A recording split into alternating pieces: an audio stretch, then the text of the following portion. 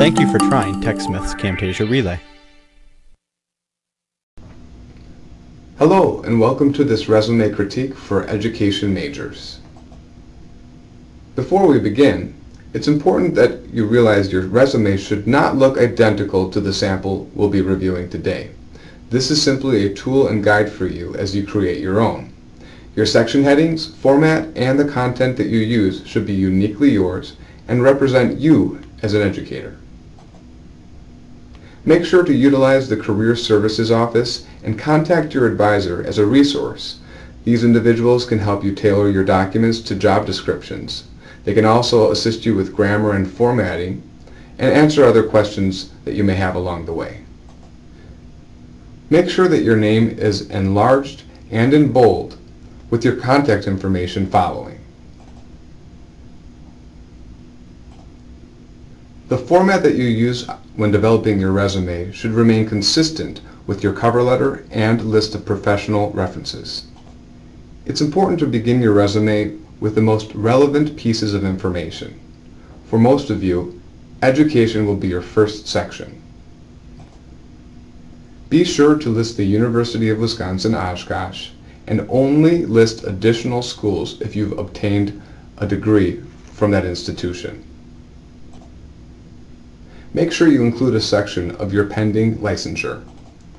Also, be sure to include your DPI codes. Teaching experience or a similar titled heading is very important. Include impending teaching placements and make sure to add bullets as you begin the experience. Next, list your teaching experiences in reverse chronological order, with the most recent experience first. Use action verbs to start out each of your bullets. Try to incorporate skills, results, and achievements.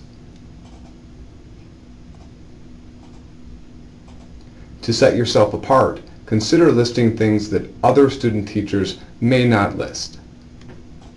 Try to vary the usage of action verbs and do not use periods at the ends of your bullets.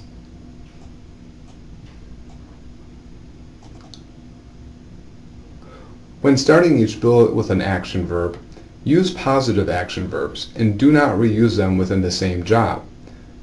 Use present tense for things that you are currently doing.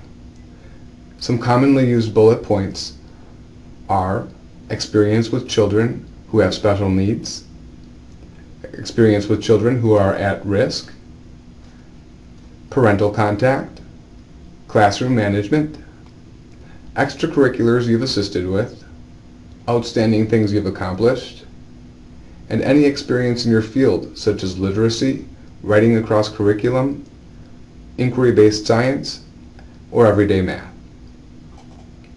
When creating your resume, be sure to look at the description of the teaching position and do your best to incorporate those skills that they're looking for into your bullet points. For example, if a district uses 6+1 trait writing, indicate your experience with it.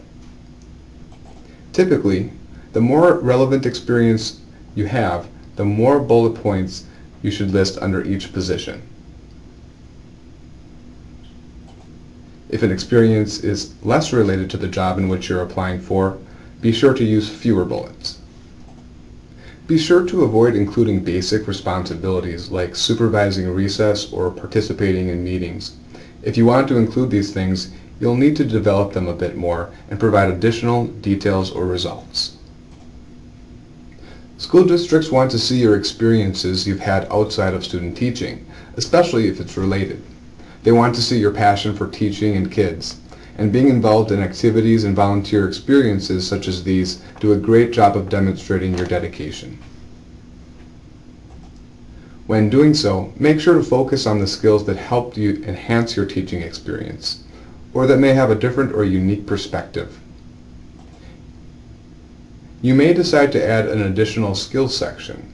The purpose of this section is to provide employers with an overview of your key strengths. This includes computer proficiencies, certifications you've obtained, and your language abilities.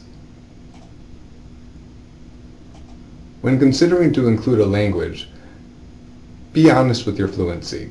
If you wouldn't be able to teach a lesson in the language, you shouldn't include it on your resume.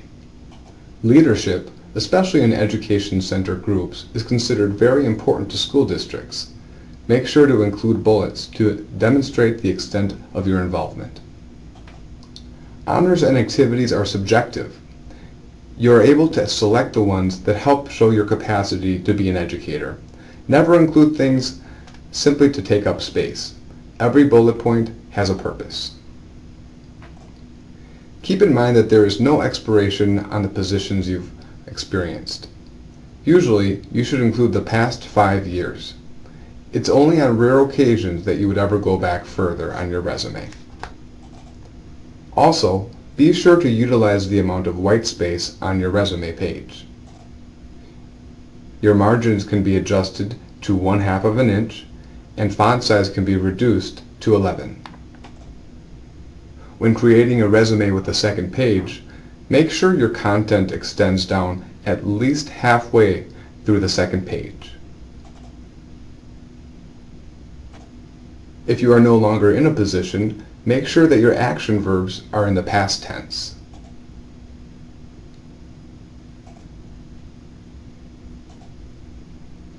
Make sure you include locations and dates for all of your experiences.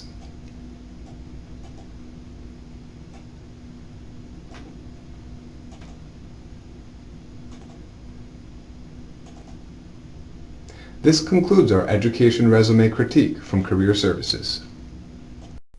Thank you for trying TechSmith's Camtasia Relay.